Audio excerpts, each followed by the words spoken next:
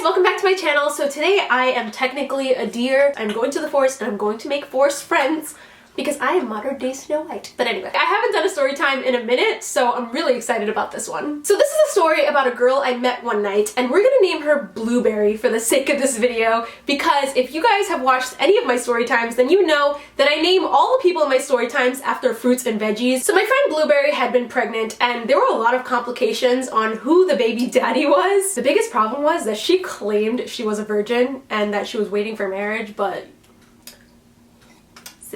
and then on top of it all, she was dating this guy for a really long time, and I'm gonna name him Cashew. So obviously they fought a lot and everyone thought she cheated, and I'm not gonna lie, I suggested Dr. Phil because he knows everything, but weirdly enough, Cashew really loved her, so they stayed together and they decided that they wanted to raise the kid together. So one day New York was doing a census, and if you guys don't know what that is, that's basically a head count of a household. So they had to go back to where their parents were from, so the Bronx, technically. So instead of going back to her parents' house, she decided to take an Uber to the Bronx Zoo so they could just spend the day there. So unfortunately, when they got to the Bronx Zoo, it was already closing time, and on top of it all, she started to feel labor pains. If you guys have never been to the Bronx Zoo, it is a huge zoo, and it's really hard to find your way around anywhere, and so Cashew had been looking for the first aid, and he couldn't find it at all, and then on top of it, they didn't have their cell phones with them, which I'm like, and there weren't any payphones, which for the record, I don't even remember them removing payphones from the streets. Like, what happened to them, okay?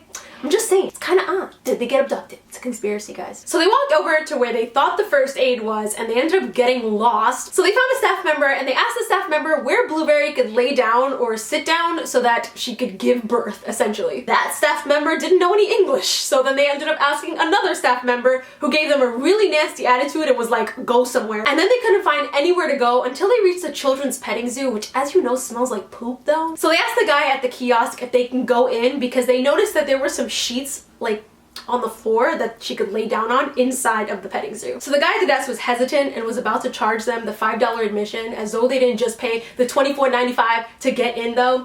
Sips tea. But instead, he was actually nice and let them in for free. I know you guys are wondering, where do I come in? Like, how do I know the story? But basically, I was visiting the Bronx one day, walking Jamie and Emmy, my two dogs, with my two friends. And in the distance, I noticed a really, really bright street light. And I'm like, I have a short attention span, guys. So when I see things that are really odd, I'm like, ooh. So being the curious cat that I am, I convinced my friends to go with me to go see it. I don't know. It was probably a bad idea, guys. And it was nighttime in the Bronx. So here's where it got really weird. In the middle of the street, there was like a really mysterious guy dressed in all white, and I was like, you know, normally I'd run, but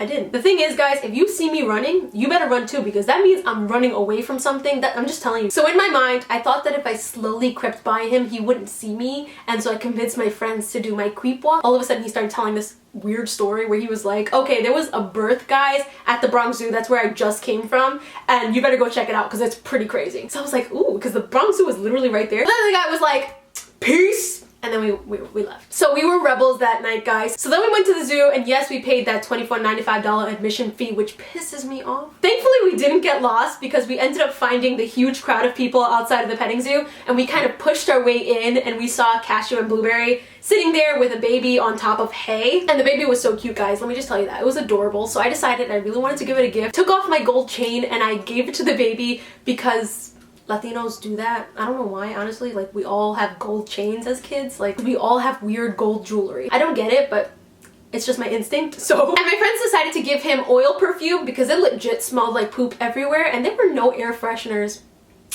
Nasty, man. Oh, I completely forgot to mention the baby's name. So if you haven't realized it now, this is the story of Christmas. The real Christmas and the birth of Jesus Christ. Similar to my Easter story time, I decided that I really wanted to write a modern retelling of the story for you guys because it's Christmas time and it makes sense. Today, Christmas is so watered down by money, Santa, decorations, like it's just so many things that we forget the Christ in Christmas. Jesus was born a weak and fragile baby just so that he could meet us right where we are. He left his castle in heaven to come down, show us who he is, love us, and essentially die for us. The birth of Christ provides a light through the darkness of this world. Remember guys, this is my faith and this is my channel, and I'm entitled to my beliefs just like you are, and I totally respect you guys for your beliefs. I hope you respect mine. I just want to share a little bit more of me with you guys, and I hope you really enjoyed it, and I hope that you guys have a Merry Christmas and a Happy Hanukkah and a Happy Kwanzaa, and I hope you guys see Santa and just enjoy it. Just enjoy the festivities, and I'll talk to you guys really soon.